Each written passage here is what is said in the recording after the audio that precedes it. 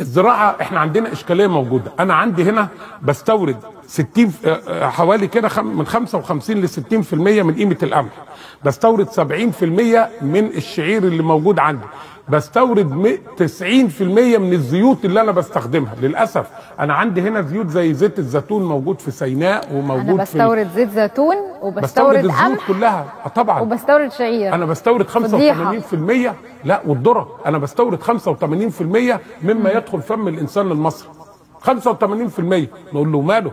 اليابان ما بتستورد 100% لانها ما عندهاش زراعات، بس اليابان بتصدر. انت عندك الارض موجوده تقدر تصدر. انما هنا الاشكاليه اللي موجوده الحكومه مغيبه برضه. ما انا بقول لك لازم بين الاثنين.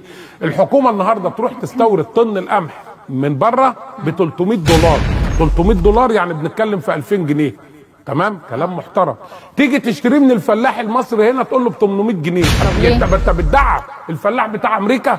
ما تقول للراجل قبل الموسم انا هشتريه منك بال 2000 جنيه، هيجري الفلاح يرقص ويزرع دي الارض قمح. طب ليه انا بشتريه من امريكا ب 2000 ومن الفلاح المصري؟ عشان موظف عبيط اللي هنا موجود يقول لك لا احنا بنشتريه من الفلاح بتاعنا. يعني ايه من الفلاح بتاعنا ده عند والدته مثلا بيجيب من خاله يعني.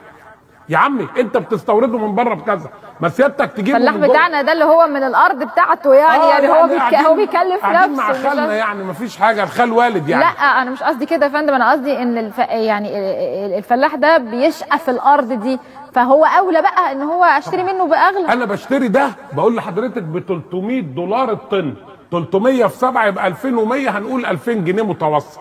صح؟ اخده من الفلاح المصري ب 800 و 900 جنيه ليه؟ فانا لو قلت له ان ده ب 2000 هيزرع قمح ولا مش هيزرع قمح؟ هيزرع بدل طبعا. ما يروح يزرعوا لب، مش كده برضه؟ ما هو بيزرع لب لان فدان اللب بيجيب له 10000 جنيه.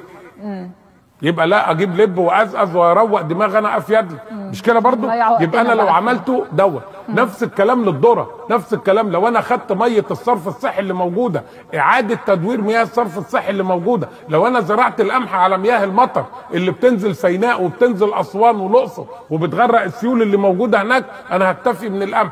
انا حضرتك لو عملت 50 صومعه للقمح عشان التخزين بتاعي بيفقد 30%، لان انا بخزن في العراء.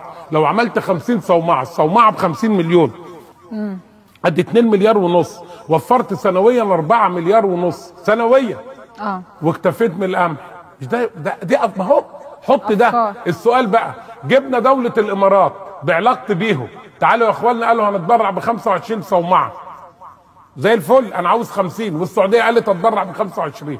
الصوامع دي هتتبني على ايه حضرتك؟ على الارض ولا هتتبني على ايدي انا احط ايدي كده ويبني عليها الصومعه؟ مش على الارض. طب يا حكومه وفر الارض وادي التراخيص، والناس دولت جايين يدفعوا مجانا. حاضر طيب بكره ان شاء الله. ليه يا فندم في تخاذل كده في لان الحكومه ايديها في الجبس. يعني ايه ايديها في الجبس؟ ايده في الجبس مرتعش، هو حط ايده في الجبس عشان يجمد شويه.